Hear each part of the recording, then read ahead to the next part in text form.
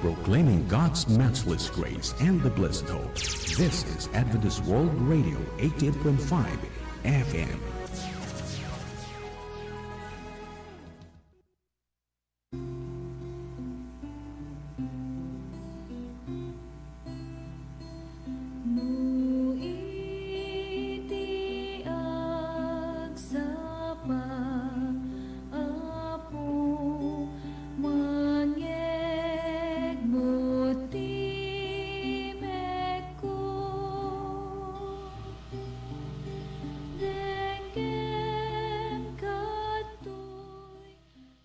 Muli sa umagang ito, aking pong pinupuri ang ating Panginoon na binigyan po tayo ng pagkakataon na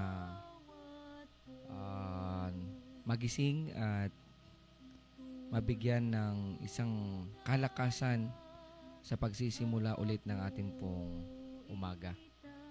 At ako po ay nagpapasalamat sa patuloy niyo pong pagsusubaybay sa ating pong programa, especially sa ating pong devotional sa umagang ito.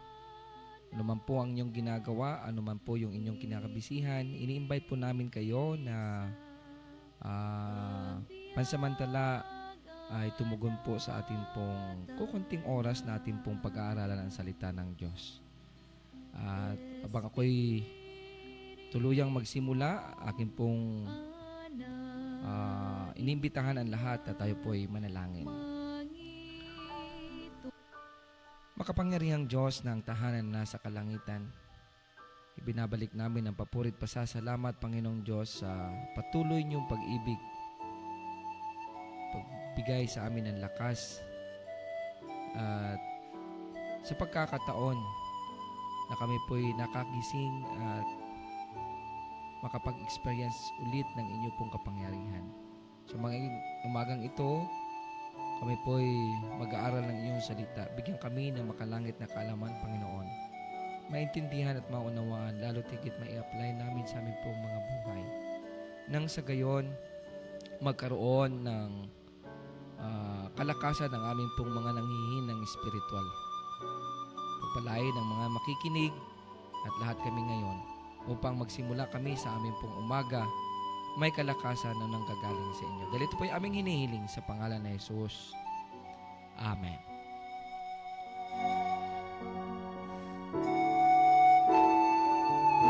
This is your Adventist World Radio.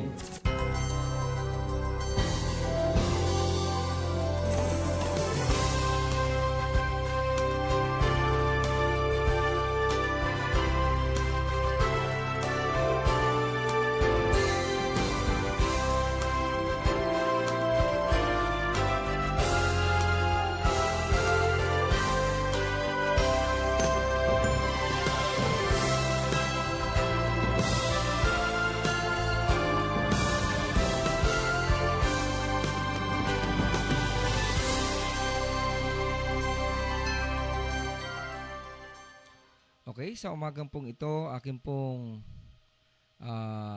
nais na ipaabot sa inyo ang mainit po na pagbati sa umagang ito at salamat po sa inyo.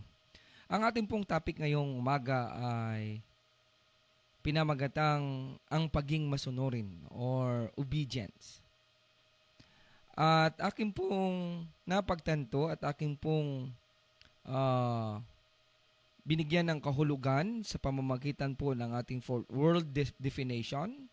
According po sa isang dictionary, obedience is an act or quality of being obedient. Willingness to do what someone tells you to do or to follow a law or rule o command. Ang synonyms po nito is to submit, comply, heed or surrender or confirm, observe or trust. At ang kabaliktaran po nito is disobey, defy, rebel, ignore, disregard, dismiss, transgress or violate. Yan po yung antonyms niya. Alam niyo po ba sa Biblia, isang kahulugan na kung saan, ang sabi po sa Colossians chapter 3 verse 20, ito po'y panawagan sa mga bata. Simula pa lang, sila po'y lumaki. Ang sabi dito ni Apostol Pablo, "Children, obey your parents in all things, for this pleases the Lord." Ang pagiging masunurin pala ay ito'y ipinasa ng ating pong mga magulang upang tayo po ay magiging kaaya-aya sa ating pong Panginoon. Simula sa bahay hanggang sa ating pong paglaki ay tinitrain na po tayo.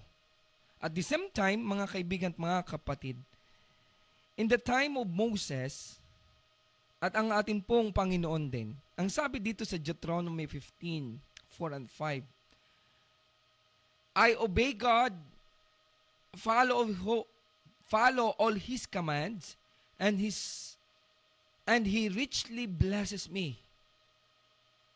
So, ang sabi po ni Moses, ako po'y susunod sa Panginoon at susundin ko po ang kanyang mga utos.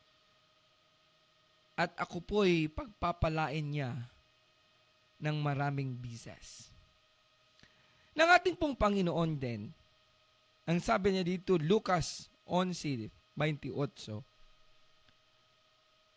He replied, Jesus said, "Blessed rather are those who hear the word of God and obey." So, ibig sabihin, nanggagaling sa salita ng Diyos ang pagpapala kung tayo po'y maging masunurin.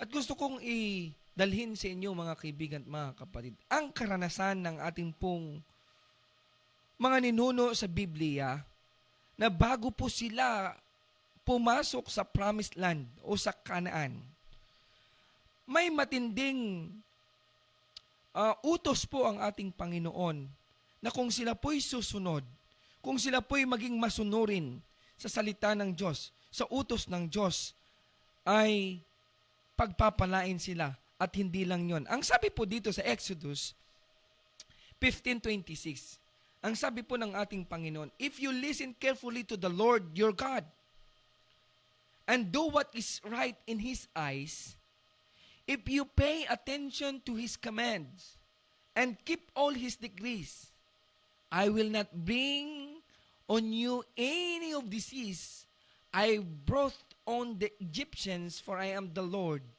who heals you." Alam niyo, mga kaibigan at mga kapatid, ito yung pinapanghawakan ng mga mararaming mga tagapagsunod ng ating Panginoon, na kahit pala sakit, kahit pala problema, hindi tayo pababayaan o iaalaw ng ating Panginoon kung tayo po ay susunod sa Kanya. Gusto ko pong ibahagi ang karanasan ng ating pong mga namuno doon sa Israelites. Bago po namatay ang ating pong hero na si Moses, siya po'y sinabihan ng ating Panginoon na kumuha ka ng leader na kung saan ito'y ipinasa sa kay Joshua. At bago po sila papasok sa Canaan, sa Promised Land, marami po silang mga kinangker na mga cities. At ang isa sa pinakamalakas, mga kaibigan at mga kapatid, ay walang iba kundi yung Jericho. At alam niyo po ba, mga kapatid, ang instruction po ng ating Panginoon, particular sa Joshua 6:5, "It shall be that when the make a long blast with the ram's horn, and when you heard the sound of the trumpet, and all the people shall shout with a great shout, and the wall of the city will fall down flat, with the people will go up every man straight ahead." At kung sisimulan po natin ito, mga kaibigan at mga kapatid, sa chapter 6, ang in-instruct po ng Panginoon, ang inutos po ng Panginoon, hindi sila magpapunyagi sa tinatawag na patayan o gagamitin nila ang kanilang lakas, kundi ano lang ang kanila pong i-present.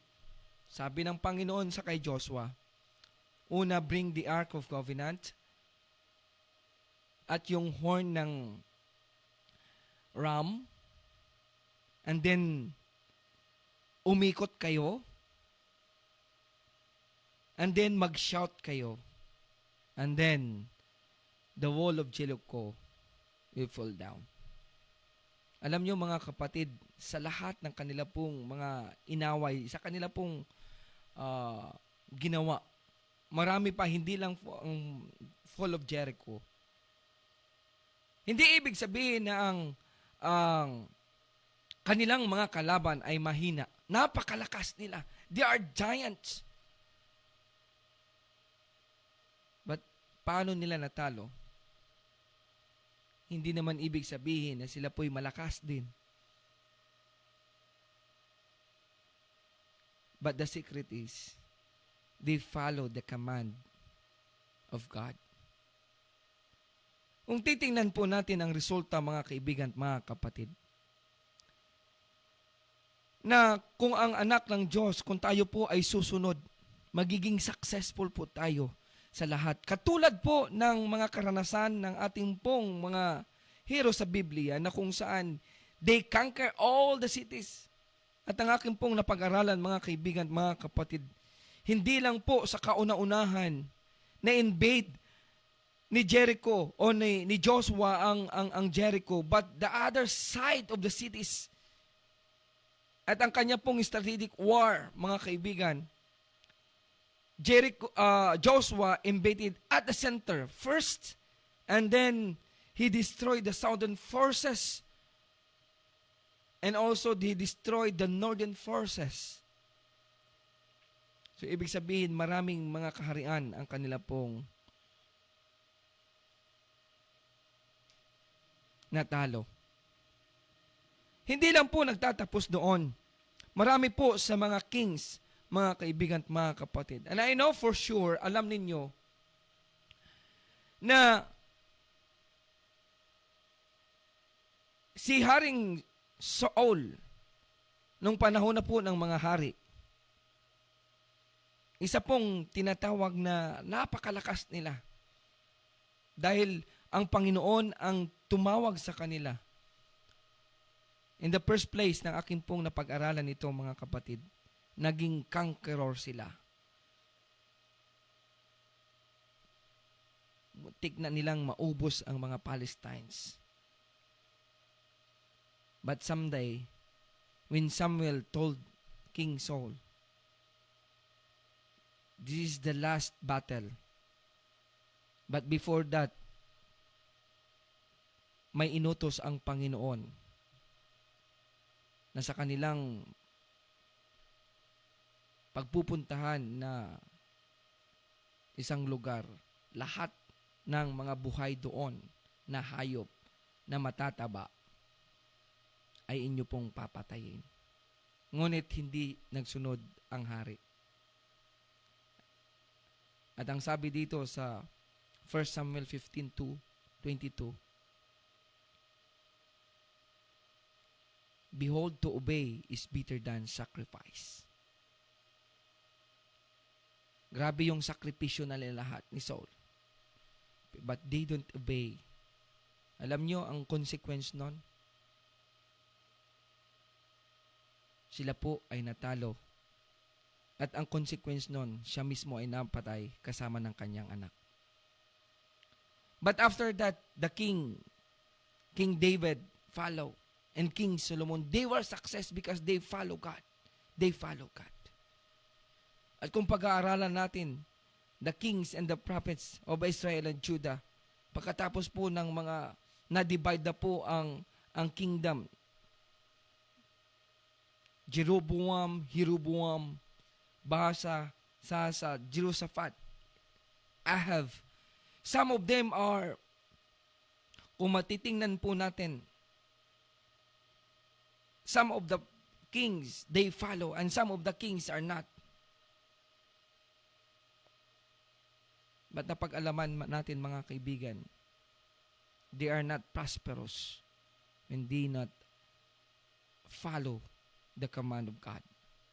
And the last, mga kaibigan at mga kapatid, yung isa sa nagbibigay sa atin ng lakas ngayong umaga. Ang isa sa talaga sa karanasan ni Joshua. Matatagpuan po sa Joshua 1:7 and 8. At hanggang ngayon ay ito'y pinapatungkol po sa atin.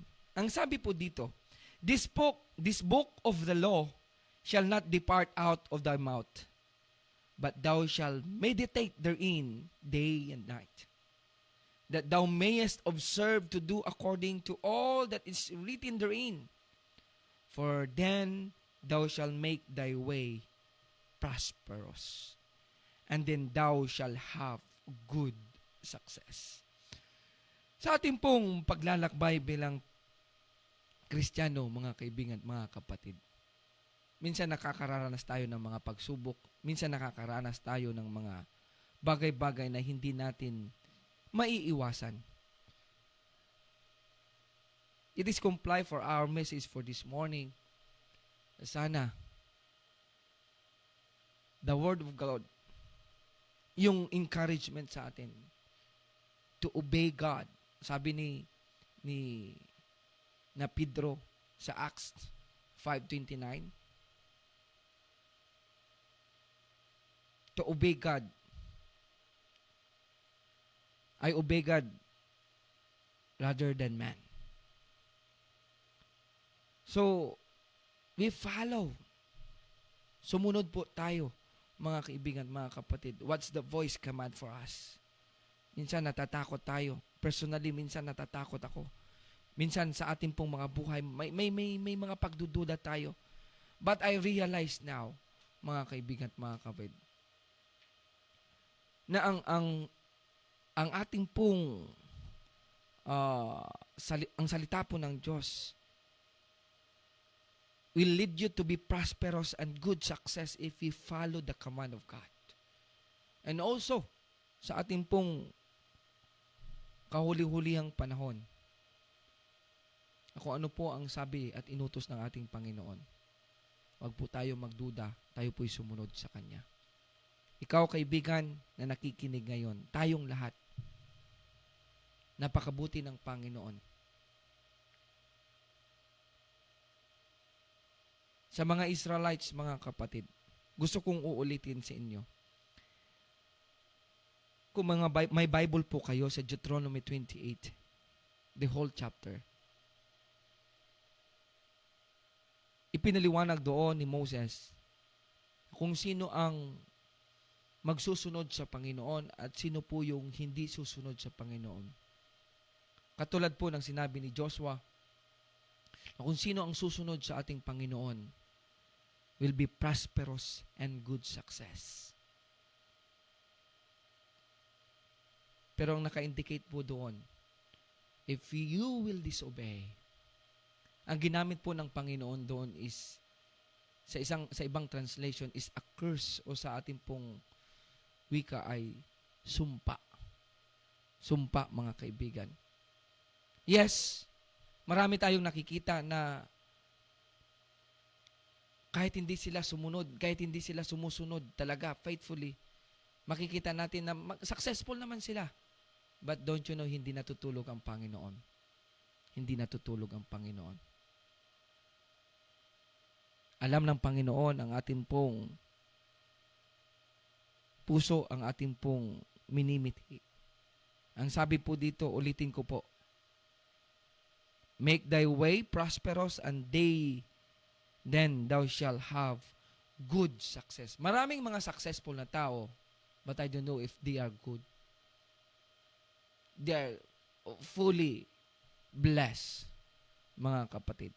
Kaya sa umagang ito, aki po kayong inaanyayahan na tayo po'y sumunod at walang question sa ating pong Panginoon upang mapanatag ang ating pong kalooban, magkaroon tayo ng mas malago na pag-iisip, pakikipagrelasyon sa Panginoon. Simulan natin sa umagang ito. Sabi nga, ulitin ko ulit, this book of the law shall not depart out of the my mouth. Ibig sabihin, itong salita ng Diyos ay hindi sana mawaglit at mawala sa ating pong mga sinasabi. Kung sino man ang ating pong nakakasalamuha. We need to share the Word of God. And every days of our lives, we need to meditate day and night, every time. And thou mayest observe according to all that is written therein. Isa-isahin po natin. And in the promise of the Lord, you will become prosperous and you shall have a good success. Tayo po ay manalangin. Makapangyarihang Diyos na ang tahanan na nasa kalangitan, matapos po namin na pag-aralan ang inyo pong salita, kung paano po maging masunurin. Tulungan kami, Panginoong Diyos, sa amin pong mga kainan upang magpatuloy kami na maging masunurin sa inyo. Minsan sa amin pong pagdududa, sa amin pong takot, minsan hindi kami nakakasunod. But for us today, we are realized, you encouraging us to follow your voice that you will command it to us. Tulungan kami maging tapat sa inyo, Panginoon. And every day, every time, we'll meditate your words so that this word will be implicated in our hearts and mind. And every day's life, they can always see us as a sermon walking through the world of the darkness. Thank you, Lord, sa inyo pong mga payo na siyang magpapalakas sa amin. Salamat sa inyo pong bendisyon na aming pong natanggap ngayon dahil ito po ay aming hinihiling sa pangalan ni Jesus. Amen. Amen.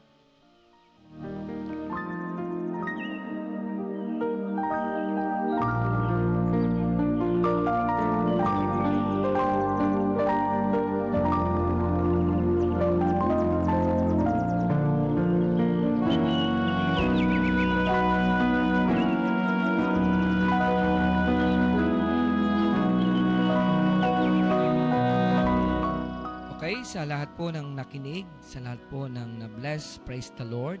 At sana po ay patuloy po tayong magkaroon ng panahon sa pag-aaral ng salita ng Diyos. Dahil ang sabi po ng Biblia, Revelation 1:3, mapalad ang nakikinig at gumagawa ng salita ng Diyos. Dahil ang buhay na walang hanggan ay ipagkakaloob sa atin ng ating Panginoon. Muli, ang inyo pong lingkod, Pastor Dan ang nagsasabi, may the Lord will bless us today. That is our prayer. This is your Adventist World Radio.